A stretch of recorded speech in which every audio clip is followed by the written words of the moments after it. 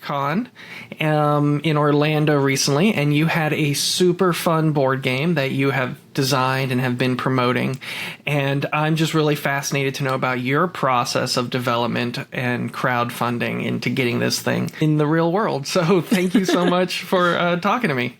Awesome. Yeah, thanks for having me on, Nick. It's been super great to connect with you at QuestCon previously. And then, yeah, always fun to hop on a podcast and jam out about different creator things. So excited to be here. Yeah. Well, crowdfunding is a huge topic that comes up on this podcast. So I'm always fascinated about different people's journeys through that process. So I guess let's get it out of the way. Tell me a bit about your game. What's the pitch? Yeah, so the game I'm working on is called Estate Raise the Realm, and it's a medieval fantasy themed worker placement game where you as a player are taking on the role of a noble leader. And it's a great war has just ended, and you've been given an estate to rebuild from the ground up. You have 4 workers to use, and you use those workers to take different actions in your estate, such as drawing cards, playing cards, getting resources, etc. And as you play more cards in your estate, your worker actions become more powerful. So as the game progresses, you start getting to do more and more things, and the game ends at the end of Era 5. So you're really trying to maximize your estate, get the biggest, best estate by Era 5. And there's a couple different things we've built in to make it unique every time you play. So each leader you play is asymmetric. There's special abilities, and then we've got different events that happen each era. So it's probably a little bit of a big bite that we took off of the game design to like build a bigger, more medium weight game, but it's the kind of games that I love. My partner and I are big fans of things like Everdell, Scythe, Agricola, and so that was really our inspiration, is to make a game of our own in that genre. So we're excited to be bringing it to Kickstarter in October. October 15th is the magic date, but you know, always learning along the way. So I'm excited to hear a little bit more about your journey too, Nick. Yeah. Well, let's get into some of the deep dive into some of the ways that you have been promoting it. When it comes to like a tagline, have you done any, well, first off, have you done any online ads for it at this point? Yeah, so we did partner with, or we are partnering with Crowdfunding Nerds, which is a marketing firm that specializes in the board game space. They've done a lot of previous campaigns, and I actually found them by listening to their podcast. So if you haven't, checked them out and you're a creator, there's tons of great tips on just crowdfunding in general. And I felt like every week that they launched a new podcast this year, like it was exactly what I needed to hear that week. So we've dabbled in advertising with them. It's something that I feel like I probably could have learned how to do, but there's just so many other things we're working on with this being our first game that just it was easier to partner with someone. A couple other things that we're doing, or we have been doing to promote, is being at cons. So QuestCon, you mentioned, was the local one in Orlando. We've been at Origins as well as a first-time attendee, if you will. We had a discount on a booth, which was great. And then really just like word of mouth. So trying to, be active in some Facebook groups. We've got friends all around the country that we've been playing with online. So yeah, it's a collaborative industry, but it takes a lot of effort to kind of get your game out there. Okay. So I was just looking at your Kickstarter project, and right now you have 592 followers. So is there any way for you to, probably not track, but if you were to guess, what percentage of those would you say came from you being at a physical convention promoting the game versus online ads, or versus word of mouth, whatever? Like, what would that pie chart look like? Yeah, I would say probably 25% is probably from local cons and everything. Like, we've had this game at conventions for about 4 years now, obviously in varying different levels of finality. But one thing I would actually recommend to everyone listening is if you have a game, even if like it's literal paper that you're, just writing on and cutting out with scissors, like get an email list sign up going. Like that's something we kind of didn't do until about 1.5 2 years ago. And, people who played the very, very early versions of the game, like they're still fans. And so you're kind of like losing out on an opportunity to stay connected with folks. And so just like what we do right now is we have a QR code, a little stand that we set up on our table no matter where we're playing the game, and it's an easy way for us to just capture it in like we originally just had like a Google form. Now we have a Squarespace site that it's a little fancier, but really just set up a Google form and start collecting emails, because to your point about like the Kickstarter page, like we have our email list, but we know there's some people on that email list who aren't on the page yet. And so like you actually don't have the people's like, and we know that because our email list is a little bit bigger than that Kickstarter page, but you don't have access to those people on Kickstarter until they actually back your project. And so getting the email list yourself going is actually, I think, a more powerful tool because you have other ways to engage with them. I feel like I could talk to you for hours. There's so many questions I have. Okay, so my wife and I, who made our game Propagation Station, you met her, and we, played with each other's games. About a week ago, so let me wind it back, sorry. So a friend of mine, Zach Goins, who I've had on the podcast a few times, he does a lot of crowdfunding stuff. He reached out to me, I think 2 weeks ago, saying that he just started working with a company called Launch Boom. Have you heard of them? Mm-hmm. Yeah, I've heard of them. Yeah, and he was raving about them and how like great they had everything. Basically, like they can consult with them on meetings like twice a week on all the lead up to the project. And then the project that he was working with them on launched, and they hit $260,000 in about 2 hours. So I'm like, okay, interesting. Good to know. So my wife and I met with Launch Boom, and we're now working with them on our project. So we're still in the super early stages. I mean, you saw how early we are with our game.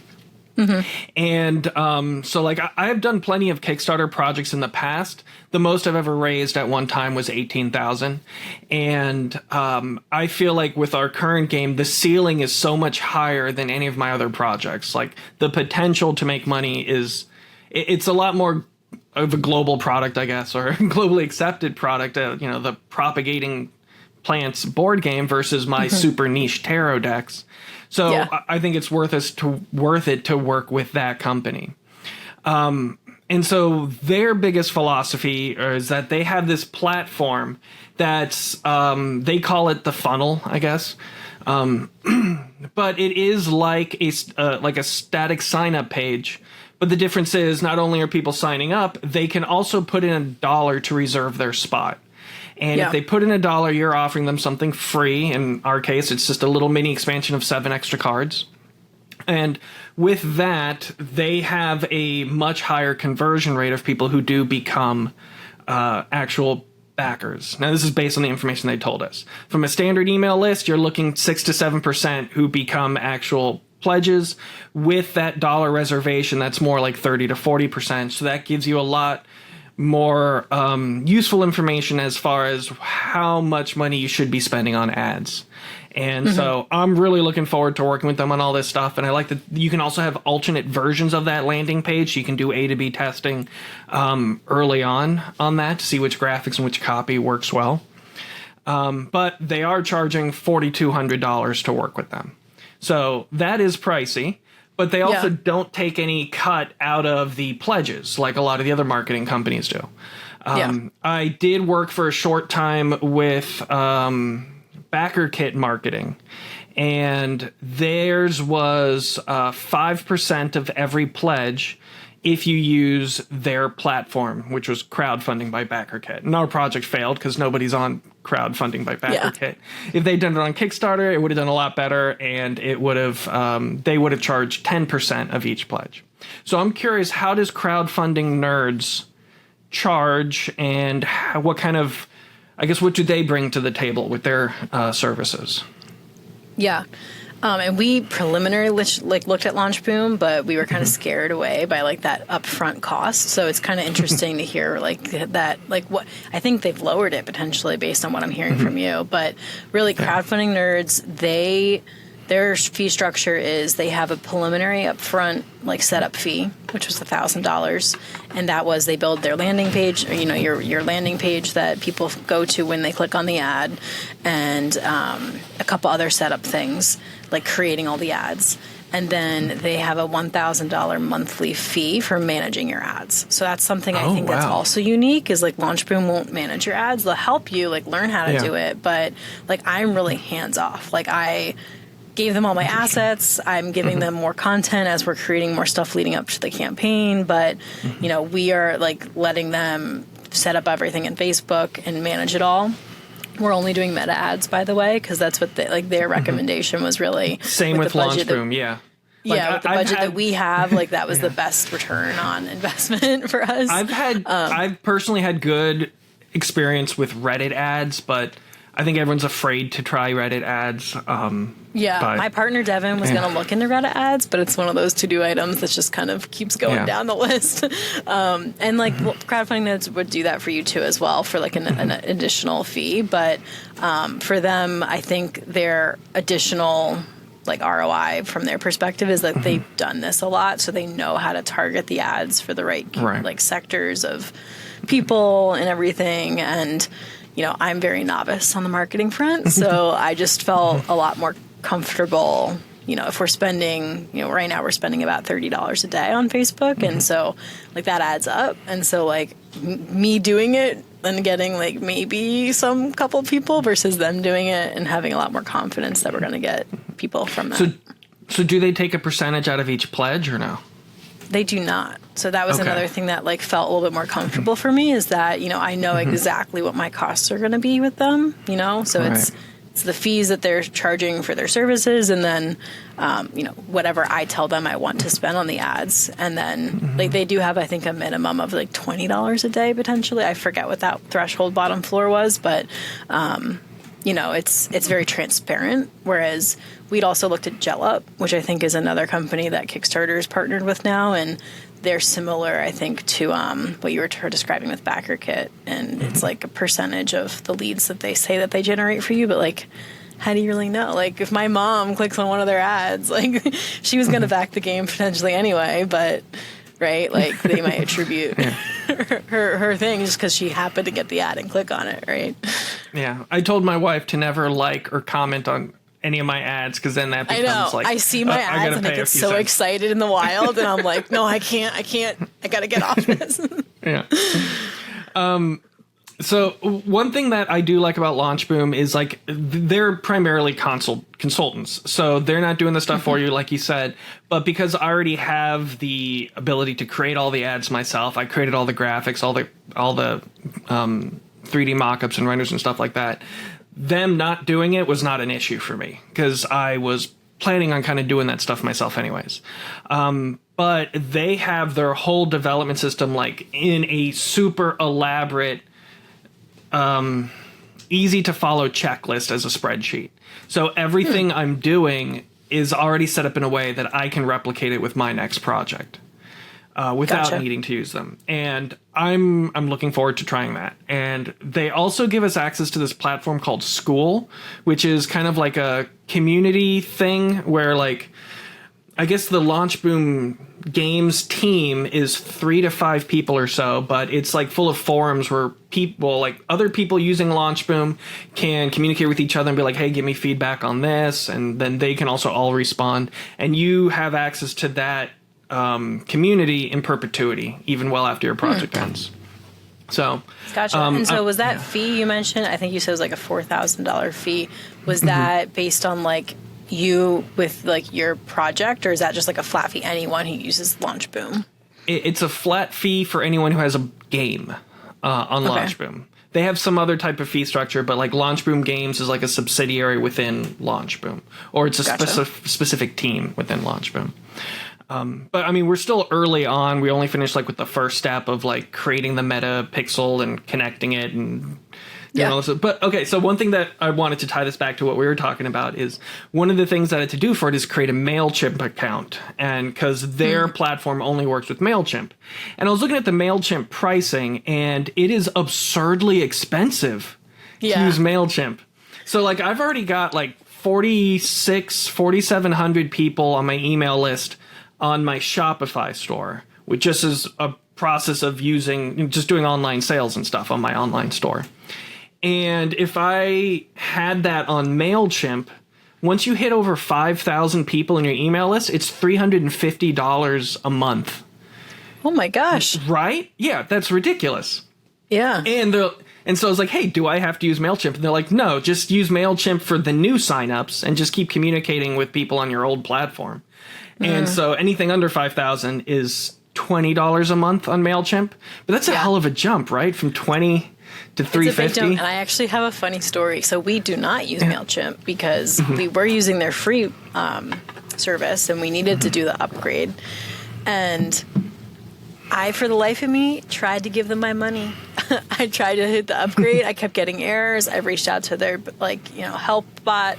They connected me to a sales rep who connected me to billing. Like, I talked to like 5 different people at MailChimp, and like they never followed up with me. So I switched to MailerLite, which is a different platform actually recommended by crowdfunding nerds, and so far it's been really great. We had the free platform up until this week because we outgrew it, and so I just converted to the annual plan, and that's still based on numbers. But right now, like my annual cost is about $200. Like it's not anywhere near $300 a month. And as it grows, it scales up. I think like the next tier is like maybe another 100 or something. Like it seems very reasonable, and I've been pretty impressed with like the features that they have in the marketing system. So like because I have Shopify, which I already pay monthly for, it's got its own mailing system and CRM. So they were just saying once I'm done with the marketing phase of our game, I could just take all those email addresses from MailChimp, move them over to my Shopify, and close out that account, which is the plan. Because Shopify, I believe, gives you 10,000 emails you can send per month before they charge you more. And that charge is based on the emails you send. It's not like you have to upgrade your account or anything. And it's just wild to me that like those other platforms are so darn expensive when I'm paying $30 a month for Shopify, and there's no limit to the amount of customers you can have. Yeah. So, but anyways. So earlier when I had asked about like what percentage of your clicks came from you doing the in-person events, it just seemed to me like you're putting so much work into that, and that's something I don't want to do. So yeah, I would say that has been. Yeah, well, I would actually caution you again. Like I think that's an area where we were a little naive, thinking that we're gonna have a booth at Origins and we're gonna get so many signups, and like at some point, like you just hit a ceiling of people are walking by, they have so many things that they're looking at, and there's a lot of competition for attention, right? So, we had a booth as a first-timers, and it was like, I think $600, but like next year, if we go back, it's going to be a couple thousand, and you have to sell a lot of games, or in our case, we weren't even selling games yet, right? So we got to get a certain number of email signups to make that worthwhile, and I'd have to go back and double check, but I think we may have gotten about 200 people at Origins, which was great. I think at that time it was like a pretty big jump in our overall email list of folks. And yeah, like the in-person events are exhausting too, like you have to really man the booth and be on the whole time, and like you're not really getting to experience the rest of the convention. So I think that another approach to take that we're actually going to do at PAX this year, PAX Unplugged, is just bring the game and set it up on the table a couple of times in the free play, but then just enjoy the convention for the rest of it. And in a way, like just having it in the free play area, I think is going to help generate interest because people are going to see the game being played, and like sometimes with the booth, like you're kind of in your little cubby and it's hard to get people to come in and actually feel and touch the game. Do you have plans for once the game comes out to like go to conventions to sell it? Or do you plan on just making enough to like focus on online sales? I don't know. Do you have a plan already with that in place? We have a plan to be at GAMA because we've heard, and we've never been to GAMA Expo, but talking to people, we've heard that's a great opportunity to have a booth and like connect with retailers and other folks who would be interested. And if our campaign is successful, we'll be in the post-pledge management process where people could still back and, you know, basically sign up to receive some of those copies. So we're going to be at GAMA, and we did actually, now remembering, renew at Origins just because there was a discount to do it, and we felt like it made a lot of sense. And with our manufacturing timelines, we're again probably going to be right at the edge of people who could still sign up and buy the game there for being part of like the initial fulfillment process. I honestly can't tell you right now, though, like if we're planning to have a bunch of extra copies and sell online or not. Like we've talked to another you know, industry Sam at BA Games, and like he just did Forges of Ravenshire, and like he really opened up his, you know, behind the scenes numbers for us and was helping explain like this is how many copies he did pre-sale and this is how many he's doing for retail, and he's going to do it on Amazon. So like I think that's an avenue, but for us, like we're just kind of taking it one step at a time right now of like, let's see how the Kickstarter does and how many orders we get there. And then like, let's see how many come in post-pledge management process. And there is a lot of economy to scale of how many you actually end up ordering, you know, like bringing down that per unit costs and everything. But it's a little bit like for me, like I don't really want to have a lot of inventory for like a year or two, right? Because that's a lot to manage. I kind of want to make the game, get it to people, put on their tables, and then we have some ideas for some additional games that we want to focus on and you know, go through the publishing process with those. I know, like in my case, I do a lot of art markets while I'm selling my art and stuff. And each year I do less and less. And I want to, I'm starting to kind of think to myself, like, if I had spent, say, the 8 hours that I would have spent at this market focusing on SEO and used that money to, like, run ads for my site, would I have made more money in the long run? It's really hard to, like, quantify that, but that's something I'm starting to think about more and more. And so that kind of is a similar thought that I'm taking to when I'm doing these Kickstarter projects. How much additional manufacturing am I going to do on top of what's needed to fulfill the pledges? With my Kickstarter project that did super well, because it did so well, I ordered way more books than I thought. You know, like I'm like, oh, people are going to be going to my website forever buying this book. And I hadn't really considered the fact that, like, all the people who play Morkborg are already on Facebook. So I already got that whole customer base pretty much. So I've got all these like Morkborg leftover books that are just not moving that quickly. I'm selling wholesale to other stores, but people aren't going to my website to find them. So again, that ties back to me not having the good SEO, but like I would have been better off if I had not made so many books and just used that profit to like pay for my marketing or something like that. So yeah. And those are just kind of the thoughts I have when it comes to, like, if our project does crazy well. Although I feel like ours would be a good long-time seller because we're marketing to not just board gamers, we're marketing to plant lovers. Because our game's simple enough that plant lovers who might be board game curious would be into it. I don't know. I don't have an answer to that. But I want to err on the side of too few copies than on the side of too many copies. Yeah, like I've heard definitely some people say like they've had horror stories of having so much leftover inventory that just sits. And if you're not, like if you are keeping it at home, like that's fine. It takes up space in your house. But if you're using a fulfillment center, like you're paying them every month to store your game, right? So that adds up too, and you have to balance it. I think the sweet spot is creating a product or game that people love and they want to get, and you have that momentum, and then you have that scarcity. So then maybe you do a reprint in the future, but trying not to have too much of a tail end of leftover product. I definitely learned. So my first tarot deck sold out crazy fast, and that scarcity became like a wave that I was able to ride into that second printing. And I wanna do more of that. So yes, scarcity is a good thing. Yeah. So you talked a bit about fulfillment. Do you already have stuff planned for that, or are you gonna kind of decide on that after the Kickstarter starts to wind down?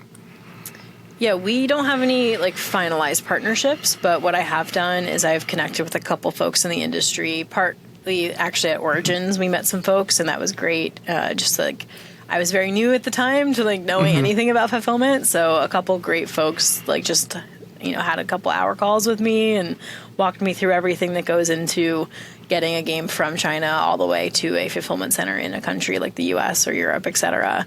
I think for us, a little bit of it is going to be the number of backers and where they are.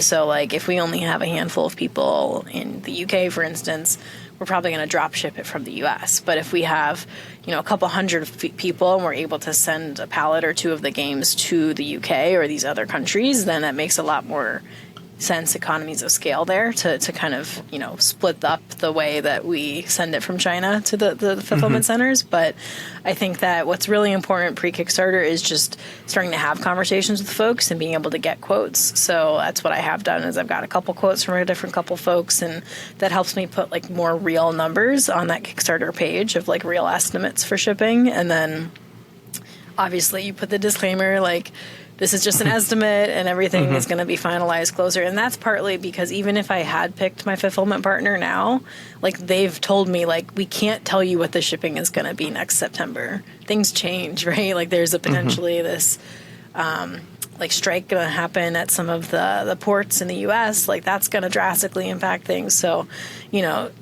that's part of the uncertainty of, just being someone who's trying to ship something direct to consumer. And I think that a lot of people who back Kickstarters know that. What quantities are you getting your estimates based on? So it seems like for fulfillment, it's less on like quantities. I mean, obviously for freight, like across the ocean, like that's based on pallets, but I haven't even really gotten those. That's like, my fulfillment person was like, yeah, like that will be like a couple $1,000s. But it's really for the fulfillment to backers and like the number that they want to know how much is shipping going to cost me. That's based on the size of your game and the weight of it.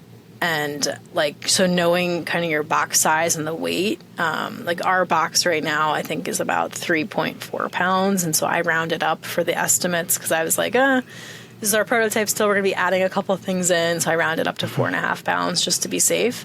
But that's what they want to know. Like they want to know what's the size and dimensions of your box and then what's the weight of it. Because I think it depends on either like whatever's bigger or something, like whatever costs more, I think, unfortunately, for the shippings. Like that's what they use, either the weight or the size. So let's, again, so many questions. Let's talk about box size. What evolution did you go through to determine the ultimate size of the product? Was it based on like, this is what size paper is, this is the minimum size the board needs to be, or like did you measure a board game box you like and try and make everything fit within that?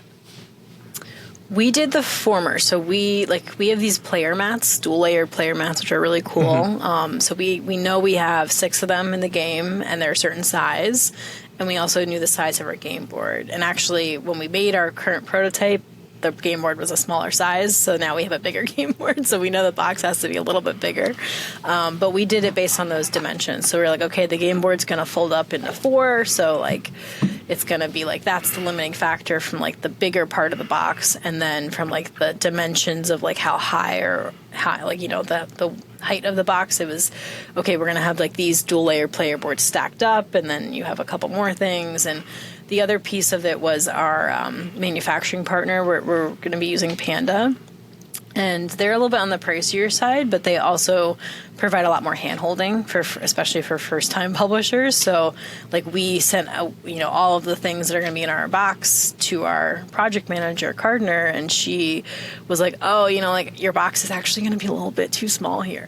So, like, she helped us make sure that everything fit in, and then even with that, like when we got our game, we did 10 prototype prints and it was like things just fit in. So now, like, it's a learning curve. And I do think there's some people in the industry I've heard who are like kind of like experts at this. So you can like hire them to help advise you on, especially like inserts. That's something that's top of mind for me. Right now, we don't have an insert, and I've heard from a lot of, potential backers, they like inserts and everything. It keeps everything organized. So that's going to be a final piece of our puzzle once we, finalize the game is like, well, if we want to have an insert here, like, do we need to make it like just a little bit bigger? When you're designing the components of the game, do you have like an ultimate MSRP in mind, or do you kind of think of like, this is what it's got to be, and then you make the MSRP based on that?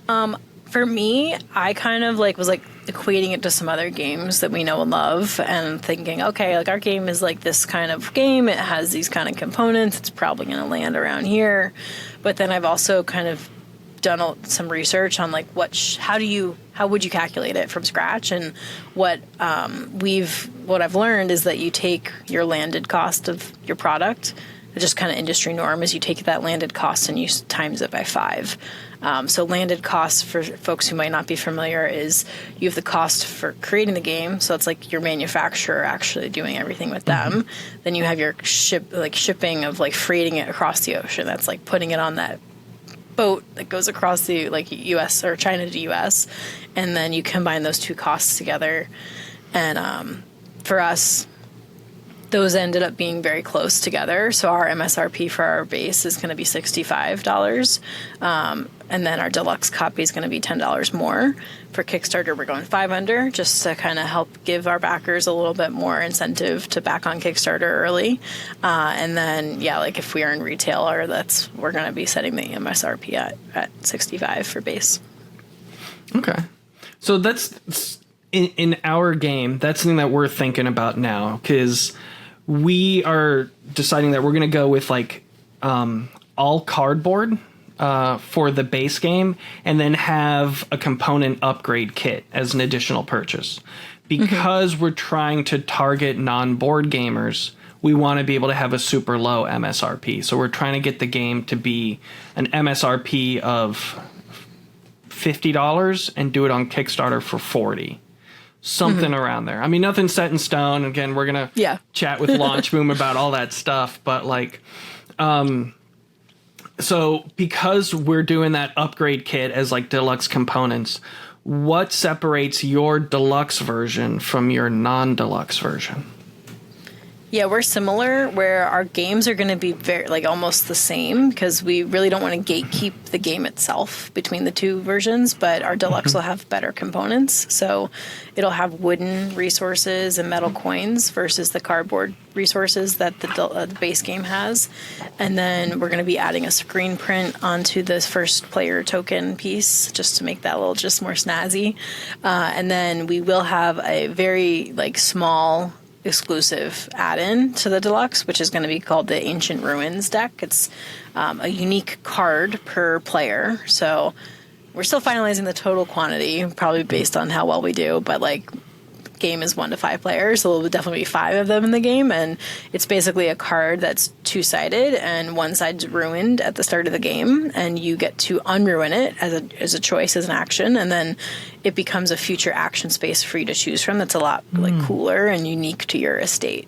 So that'll be Kickstarter exclusive in that deluxe version of the game, and it won't be able to be bought later on.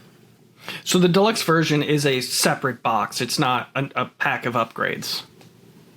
Yeah, well, it's okay. Like you from a manufacturing perspective, they're going to be making the boxes almost the same, and there'll be slightly differences in terms of what they're putting in the box, but it's still just one box you're getting. Yeah. Gotcha. So if you buy the deluxe, you have the base game in it. Okay, so does deluxe still come with the less deluxe components in it too? I don't think we are going to do that, just because you're getting the wooden resources, you don't really need the other ones. And I think we talked to our manufacturer about they're able to do that separation. Okay. And that's going to reduce shipping costs too, because you're going to have less cardboard in that box. Yeah. So metal coins and wooden pieces with screen printing on one of them. On the starting player token. Yeah. Yep. And so that's all from the same manufacturer? Panda's doing all of that? Yep. So Panda kind of has end-to-end, capabilities there. They do fancier, snazzier stuff if you want, but we're kind of keeping it at that kind of core, board game on table. We don't have any plastic molded pieces or anything that kind of raises the cost of your game pretty significantly. Yeah. But For them, for us, if you will, like they were attractive as a manufacturing partner for as first time, publishers, because they really help walk you through the whole design readiness process of like getting your files ready and making sure your box fits. And then they handle a lot of like the testing too. I've heard that maybe with other manufacturers, they might not do that for you. So like our game is going to be 10 plus. So like they're going to help us with that certifications and everything. So it just gave us a lot of confidence that like we're not going to completely drop the ball on something. Okay. I didn't know that there was certification. I thought it was just kind of an estimate. I guess I think that shows what kids, I don't know. Yeah, like you have to like get your things like tested for lead if it's like for kids. So that's why some games like are 14 plus, even though you might be like, oh, you could play that game with a younger child. And then also in the EU, there's some other like certifications you need. Oh, okay. So when it comes to the metal coins, was there any concern about like that reducing or increasing the weight at too much, or how many coins do you have in the game? Or great question and good concern there with the rate. So something we did to mitigate that is it's going to be some coins are one coin, like a 1 for 1, but then we'll have some coins that are a 3 coin, so that way we don't need as many coins to have the same quantity of value of those coins, if you will.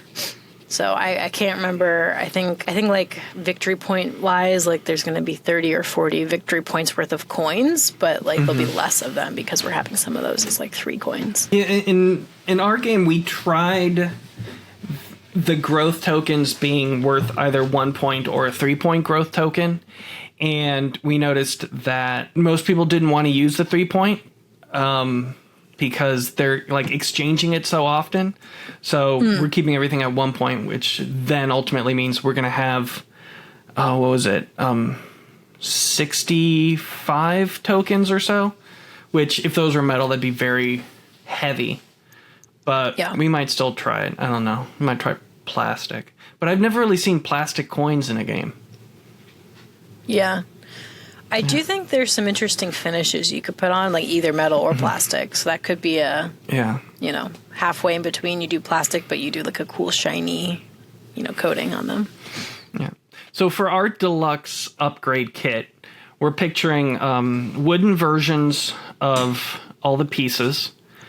So it'll be wooden versions of the grow lights with screen printing on them, wooden version of the pests with screen printing, just single color. And then it seems weird that your growth tokens, I mean, they're not really money, but they're kind of used as a currency. So therefore, I feel like it has to be metal. But they are supposed to represent clippings of a plant. So metal seems weird when wood would work. Anyways, those are just thoughts. I'm a big fan of wood. Like, I think nice quality wooden pieces have a good, feel component-wise. And when you play games, like the tactileness of it means a lot. So. Okay. Maybe we can get away with wooden ones. Now, when it came to the screen printing, do they charge you double if you're screen printing on both sides? I think so. That's the one area where we had a quick conversation with our project manager at Panda on, and it is expensive to do the screen printing, especially if you do multiple colors. But I can't remember exactly what the cost structure was there, but that's definitely an area you should ask about before you commit to what you're doing there. Yeah, for sure. So, what do you have left to do before your launch on the 15th? Yeah, so we just finished working on our campaign story with our designer, Maria, and her team at Merit, and it's looking really good. So what I'm actually doing this week is I'm sharing that campaign preview page with a couple folks just to get feedback and put some tweaks on there. I'm getting some final shipping estimates from some partners just to make sure I have the latest and greatest there. And then a lot of what we're doing is really just trying to build the hype for launch day. So I just sent out our September newsletter this week to our followers, and I'm working on some more drip campaign emails leading up between now and the 15th just to help build the momentum and make sure people are aware that we're launching on the 15th, because that is something that we've heard time and again from folks and even witnessed it ourselves, right? Of like your launch day momentum is really important, and that can help really set the tone for the rest of the campaign. So we're trying to make sure everyone is excited and ready to back the game on the 15th. So what pledge levels are you going to have other than just standard and deluxe? Yeah, we're kind of keeping it pretty simple. So we'll have standard, deluxe, and retailer. So retailers, we're definitely open to working with you, and there'll be like a low tier retailer pledge level that then we'll get in contact with you and kind of finalize everything after the campaign ends.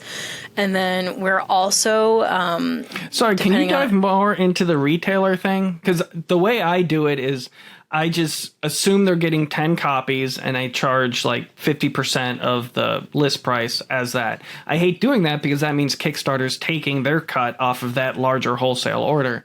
But I know some places do something that's like really cheap for the retailer, and then they just send them a bill for more later on, which also makes sense to me. But I feel like you're going to have people accidentally select that when they shouldn't. So I don't know. Just curious, what does your retailer pledge option look like?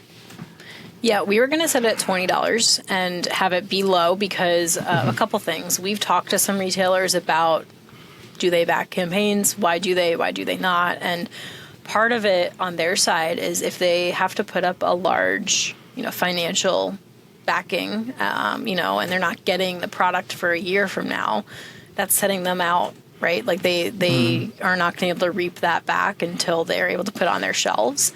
And so the other piece on our side is, you mentioned Kickstarter takes their cut, and so does Stripe on Kickstarter. So I think it's like 5% and 5%. And so you're losing out on that, profit or revenue on our side. And our pledge manager that we're planning to use is called Hive Interactive, and their cut is lower. It's I think 3% at the rate that we got. So it's going to be like when we go through the final truing up of the retail order with our retailers through Hive, then it's going to be a little bit less costly on our side to do that. The other piece is that I'm new to this, I'm going to admit that. Like, I don't know quite the quantities that retailers will want, so I don't want to pigeonhole them on that on the campaign page. I'm going to let them, work with us and decide, like, do they want 6, 12, like, whatever. I can't remember exactly how many are going to fit into, like, a box pallet situation, but, yeah. You will have a minimum that they have to order, right? Yeah. Yeah. Okay. You just haven't figured out what the minimum is yet. Yeah. Okay, cool. So, I mean, with Square, you could also just send an invoice and then have them pay that since you have the Square site. But that's true. Yeah. I've done that in the past, too. Like, I've allowed the retailers to afterwards put more money in, and then, like, I'll throw in some of my other stuff as part of the wholesale order. So that they don't have to get 10 of the same thing. They can mix and match with my other wholesale items. Nice. That's a good idea. So then, what are the other pledge levels you have? So we do have a stretch goal that we are hoping will get unlocked, which is going to be like a little mini expansion deck. We're calling it the interactive deck. So it gets added in to the deck overall, and it's just cards that are more interactive with other players in the game. So if that gets unlocked, we'll be able to print that, and that'll be something people can add on to their pledge later on. And then we do have a partner we're trying to solidify some details with. They were a nonprofit we met in Long Island at a convention we were there, and I'm still waiting to finalize this with the contact there, but we were hoping to do an add-on where people could buy a game to donate to that nonprofit. And they basically do like gaming with kids after schools and for other groups of people who might not have the ability to buy board games themselves. It's like an avenue for building that up in their community. So we thought that would be a nice, partnership to give back. Cool. So for that expansion add-on, would people add it to their pledge once it gets unlocked or during the pledge manager phase after the campaign ends? It's going to be the pledge manager phase. And that part of that, again, is also like the better economies on our side of the 3%. Okay, yeah. So, like, crowdfunding by BackerKit has some features that are really nice. One of them being that you can create add-ons that get unlocked as people select them. Because I could say on my side, I've done a project where like, oh, these enamel pins will be great, but only 2 people pick them. And you're like, well, shit, now I have to order 100 enamel pins for these 2 people. So being able to have like a minimum, almost like smaller crowdfunding goals within your overall thing is pretty nice. And I do wish Kickstarter would adapt that. Yeah, the Kickstarter seems like they keep adding on more features, partly from these other competitors having them. So, Kickstarter, if you're listening. Yeah. Okay, so you're launching on the 15th. What time of day?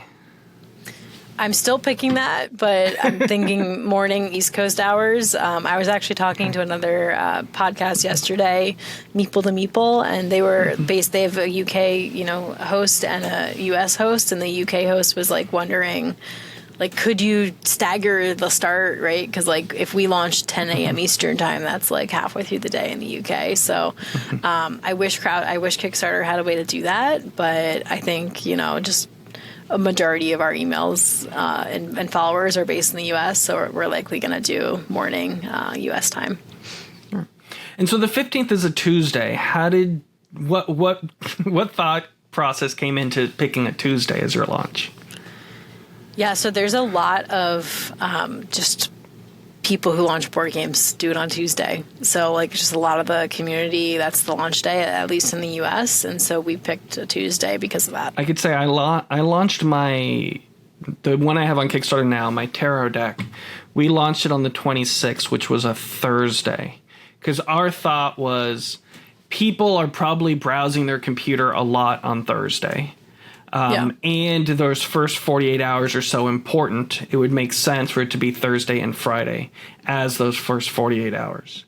I don't know if that was successful. Maybe Tuesday is better. But I'll try Tuesday next time. Yeah, there's a lot of stats that people have aggregated on it, and like Tuesday is the day. Like you don't want to do Monday because people are focused on getting back to work. You don't really want to do the weekends because people are doing stuff. Yeah. But yeah, Tuesday's the day. Okay. I'm going to remember that and do Tuesday next time. Okay. And so how did you choose when it's going to end? Did you choose a specific date and time, or did you just do the 30 days end on its own?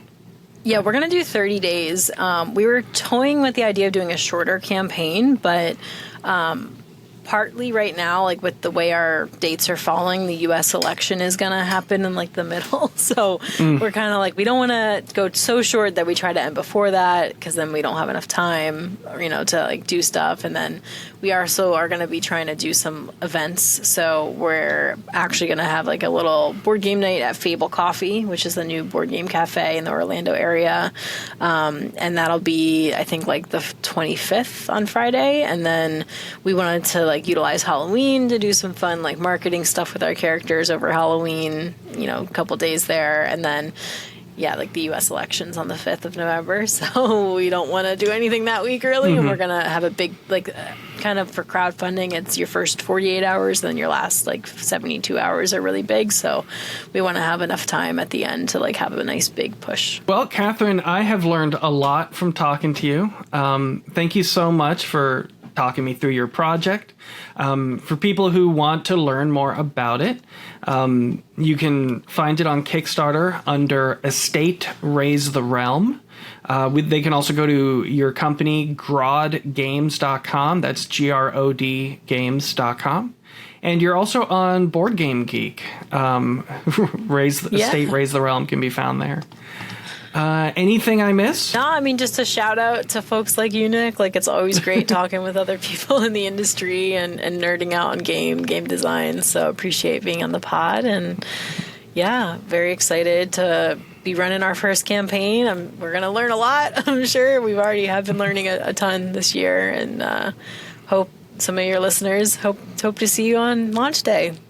Yeah, I'm excited to pledge to it myself, so thank you so much. Thank you. I hope you have a wonderful day and good luck with the launch. Thanks. Art for Profit's Sake is recorded through Riverside FM, distributed through Spotify for podcasters, and edited on Adobe Audition. The music is provided by Old Romans. If you learned anything useful or found this podcast helpful, please rate and review us 5 stars. If you want to learn more about me or my art, head over to chainassembly.com.